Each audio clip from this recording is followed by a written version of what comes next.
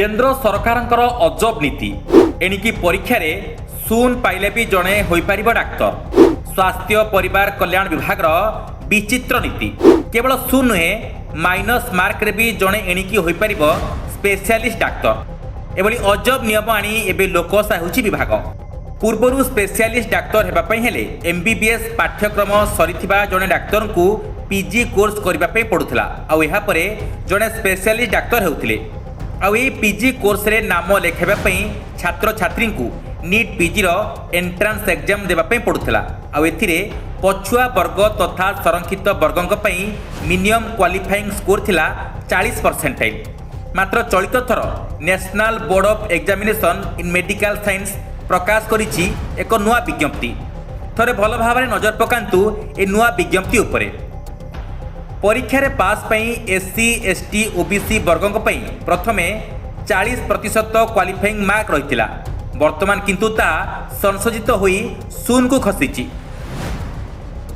माने जणे शून किंबा माइनस मार्क पाइले मध्य एंट्रांस रे पास कर पारिबो। अर्थात संरक्षित वर्गर प्रार्थी एणिकी एंट्रांस रे शून तो छाड़ू माइनस मार्क रखिले भी स्पेशलिस्ट डाक्तरी कोर्स रे एडमिशन नहीं पारिबे। आपण जानिथिबे एमबीबीएस पाठ्यक्रम परे छात्र छात्री माने 3 वर्षिया पीजी कोर्स रे ना लेखाई थांती, जाको मेडिकल कॉलेज गुडी को डॉक्टर ऑफ मेडिसिन माने एमटी एवं मास्टर ऑफ सर्जरी एमएस ना डिग्री ना रे उपलब्ध करिथांती। एई एमएस बा एमडी डिग्री पई प्रवेशिका परीक्षा नीट पीजी द्वारा ही होइथाय। नीट पीजी रो पूरा मार्क 800 रहितबा बेले संरक्षित वर्गों पई क्वालिफाइंग मार्क पूर्वरु 240 रहितला। माने 800 रु 240 अर्थात 40% मार्क पाइले से माने पीजी कोर्स रे ना लेखेबा पई योग्य विवेचित होउथिले।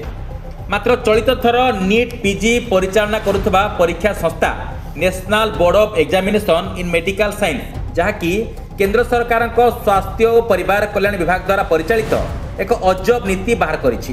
माने एबे एंट्रांस रे फुल मार्क 800 रु एणिकी शून्य किंबा ताठारु कम नंबर रखी मध्य जड़े संरक्षित वर्गर पिला एमडी किंबा एमएस डिग्रीधारी हो पारिबो। तेबे एमडी एवं एमएस डिग्री परे जड़े छात्र डाक्तर भावे मेडिसिन विशेषज्ञ, शिशु रोग विशेषज्ञ, स्त्री प्रसूति विभाग, चर्म और शल्य विभाग रे काम करिबो।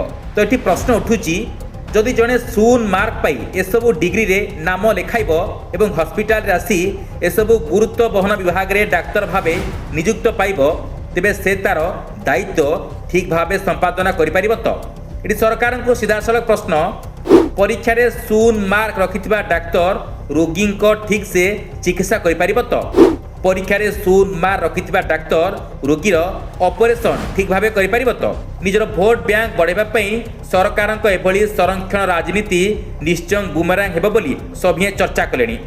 डाक्तर को सभिए भगवान भावी निजर चिकित्सा कराई थांती। मात्र एभली शून मार्क धरी डाक्तर यदि आगामी दिन में बाहरिबे ताले सेमाने किभली रोगी को सेवा जोगाइबे ता एबेटारु एक बड़ प्रश्नबाजी सृष्टि करुछि। Bureau report, news alert 24x7।